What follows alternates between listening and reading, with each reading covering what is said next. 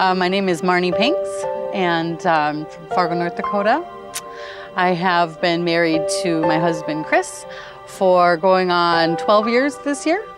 And I have 2 kids, my son, Ben, and my daughter, Ivy. We're married for 3 years before I got pregnant with my son. And life was good. You know, we were a young couple, bought our first house, we both worked. I went back to school, got my bachelor's degree. Life was great. I was pregnant and my son was due in about a month, so I asked my husband to go in and get a physical. And he went in and they found out he had a liver disease. He needed to do a treatment that was about a year long. And so once my son was born, we decided afterward, I'm like, okay, we'll deal with that later. So once he was born, my husband started taking the treatments, which he almost died a couple times during that year, and he was really sick. So at that point, I was a new mom, a new wife. I was working full-time. I was in college full-time, and my husband was dying. And they started putting him on lots of medication. I mean, not only the medication he had to take to cure his disease, but lots of pain medication, which he was prescribed. You know, that's how it was. And my son was a large boy, and as he got older, when he was about 18 months, I threw my back out. And I started getting prescribed pain medication as well. And that's where we were. We kind of lived that life for a couple years. We were, you know, raising our son and living our life, but my husband was getting through his treatments and just kind of maintaining. And my back was really bad, and we were both taking a lot of medication. You just build a tolerance to it. So, you know, we were used to taking a certain amount or whatever.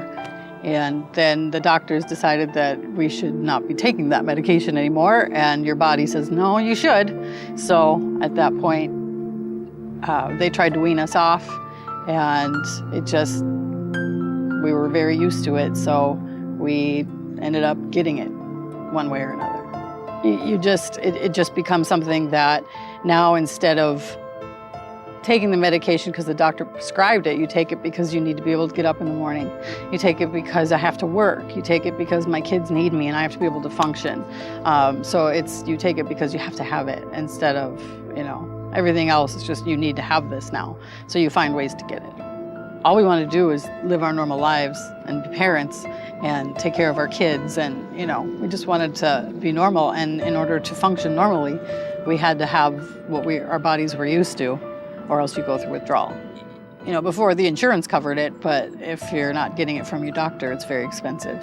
And so, you know, we used all of the money that we had. You'd decide, should I pay all of the house payment today, or should I pay part of the house payment and, you know, take care of our needs because we got to go to work tomorrow. You know, you're not taking it because you want to get high. You're taking it because you're functioning, and that's what you feel like you need to be normal. And honestly, like I said, it went on for a couple years there, and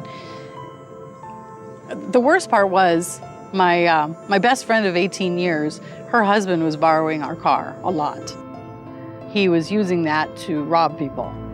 And we didn't know anything about that. And all of a sudden, you know, we're in a really bad point. We're struggling really bad and we have no money. And life is getting really ugly and really tough and really dark. The cops busted in our door on Friday night at about 9 o'clock. Came in our home looking for stolen items from that guy that was borrowing our car. They thought there were stolen items at our house, which there weren't. We had no idea any of that was happening. But they did find pills that weren't ours.